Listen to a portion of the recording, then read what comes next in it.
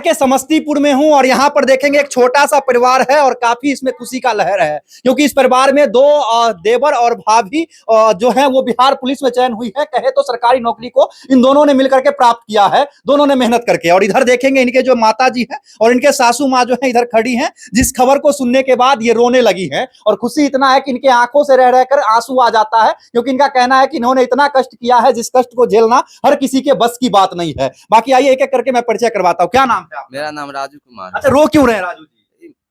तन बहुत कठिनाई से आए हैं तो उसके कारण तन इमोशनली हो जाता। पिताजी क्या करते हैं? पिताजी मेरा मजदूरी करते हैं। मजदूरी मतलब मजदूर का जो लड़का है वो सरकारी नौकरी किया है। हाँ, हाँ, अच्छा, आपका क्या नाम है? नेहा कुमारी। आपने क्या प्राप्त किया है?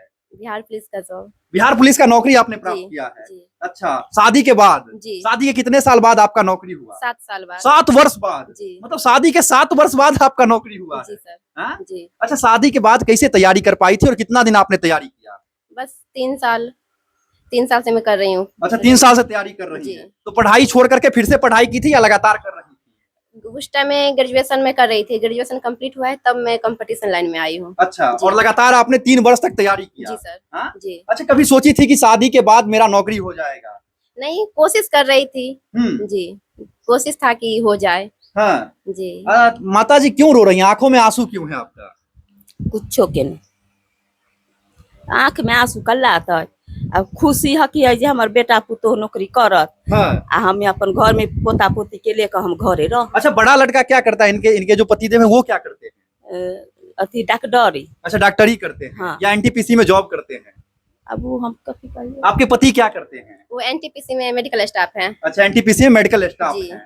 वो कहाँ रहते हैं? मुजफ्फरपुर में रहते जी। हैं। और आपको यहाँ पर पढ़ने की पूरी आजादी मिली हुई? जी। हाँ, जिस आजादी का आपने फायदा उठाया। जी सर। देखिए, आप अपने गांव में देखते होंगे कि जब किसी लड़की का शादी होता है तो वो कहती है अब हमसे पढ़ाई नहीं होगा क्योंकि मैं परिवार की उलझनों में पड़ गई हूँ। लेकिन सामने आप देखेंगे एक लड़की आपके उदाहरण के लिए सामने खड़ी है जो शादी के 7 वर्षों बाद पढ़ करके नौकरी प्राप्त की है। और जो लड़की कहती है कि शादी के बाद कुछ नहीं हो सकता है, उनके लिए सामने खड़ी एक उदाहरण जो हमारे सामने खड़ी है, इन्हें देख करके आप भी पढ़ाई कर सकते हैं। कैसे तैयारी करते थे देवर और भौजाई साथ में? दोनों मिलके एक साथ तैयारी करते थे। हम गांव के क्लब में जाते थे जहाँ 5 आदमी रहते थे, उसमें से 4 गो के सेलेक्ट रिटर्न एग्जाम हुआ जिसमें से 2 छट गए, 2 पास हो गए। अच्छा। और दोनों का मेरिट लिस्ट आ गया है। हम दोनों एक गया में ही है दोनों का पोस्ट।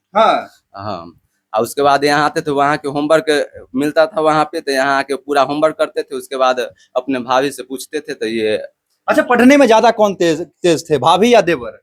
दोनों तन सेम ही थे। तन ज्यादा अत्यधिक मेहनत हम करते थे, उसके बाद ही करते थे। मतलब ये आधा मेहनत करती थी और आकर के आप तैयारी पूरे करवा देते थे? हाँ, यही है कि हम इससे भी पूछते थे, हमसे भी पूछती थी। हाँ, और साथ में बैठ करके परिवार का माहौल अच्छा था इसलिए नौकरी? हाँ, यही हम माहौल ठीक था, घर का पूरा सपोर्ट था। सभी लोग कह रहे थे पढ़ो लिखो कुछ करो। यही कारण हम भी पढ़े लिखे। मम्मी बहुत इसमें सपोर्ट की है। ना तो गांव में बहुत सारे हमारे एज के है या मेरे अच्छा, गांव में किसी महिला को देखे कि शादी के 7 वर्ष बाद नौकरी हो जाए? अभी तक तो नहीं हुआ है गांव में। अभी तक तो गांव में नहीं हुआ है। टीचिंग लाइन में हो सकता है लेकिन डिफेंस लाइन में नहीं हुआ है। क्योंकि सामाजिक बंधनों के वजह से जो है लड़की पढ़ाई करना छोड़ देती है। हाँ, और सामाजिक बंधन से भी कुछ तैयारी भी नहीं कर पाती है। उसके खुली आजादी नहीं होने के कारण तैयारी। घर पे कितना घंटा पढ़ाई करती थी आप? लगभग 3 घंटे। लगभग मात्र 3 घंटा? जी। और बच्चे को कितना देर मैनेज करती थी? बस उसी में मम्मी करती थी सपोर्ट। मम्मी। कितने बच्चे हैं आपके? 2 बच्चे हैं। जी। और 2 बच्चे की माँ जो है अच्छे से पढ़ाई की है? जी सर। जी। आगे क्या सपना है? बस डिफेंस इसी लाइन में आगे जाना है, मुझे दरोगा बनना है। जी। देखिए, नीतीश कुमार जब से इस राज्य के मंत्री बने, मुख्यमंत्री बने हैं, तब से लगातार जो है महिला का विकास हो रहा है। आपने नीतीश कुमार के मुख्यमंत्री बनने से पहले नहीं देखा होगा कि समाज में जिस प्रकार से आज लड़कियां तैयारी करती है, आगे बढ़ चढ़कर हर एक चीज में हिस्सा लेती है, वो नहीं होता था। जब नीतीश कुमार ने साइकिल योजना लाया था उसके बाद लगातार लड़कियों की पढ़ने की जो संख्या है वो बढ़ने लगी थी। और बढ़ते बढ़ते आज एक ऐसा आलम है कि घर की बहू जो है वो भी नौकरी करती है ना। अगर नीतीश कुमार मुख्यमंत्री नहीं होते तो इतना लड़की आगे बढ़ पाती क्या? नहीं सर। नहीं सर, उनका पूरा सपोर्ट रहा है हमेशा। बेटी बचाओ बेटी पढ़ाओ जो कहा गया था वो कहीं ना कहीं अब देखने को मिल रहा है। जी सर। जी। नहीं तो जब आपके सासू माँ का समय था उस समय लड़कियां पढ़ाई करती थी इतना अच्छे से? नहीं सर। नहीं। आप लोग कहानियां सुनती होंगी। जी। क्या कहते हैं बूढ़ी माँ? उस टाइम का अलग था माहौल और अभी का अलग माहौल है। अभी शिक्षित है, उस टाइम में थोड़ा सा मतलब कम पढ़े लिखे लोग भी रहते थे, लेकिन अभी है जो ज्यादा लोग शिक्षित रहते हैं, इसकी वजह से पूरा सपोर्ट मिलता है फैमिली का। और जिस घर में फैमिली सपोर्टर हो, उस घर में बहू या बेटा बेटी ये फर्क नहीं है, वो कुछ भी कर सकते हैं जब फैमिली सपोर्ट दे तो। जी और शायद से मुख्यमंत्री नीतीश कुमार की वजह से आज लड़की जो है काफी आगे बढ़ रही जी है। सर। हाँ? जी है ना? हाँ जी सर। क्योंकि नीतीश कुमार जी के आने के बाद ही इस प्रकार से डेवलपमेंट धीरे धीरे लड़कियों के अंदर होने लगा। लड़की के अंदर, हाँ, इसके सरकार के आने के बाद ही पूरा डेवलप किया है। लड़की को उत्साहित हुआ है इससे, जिसके कारण आज सभी लड़की ज्यादा चयनित होती है, सभी हर एक क्षेत्र में।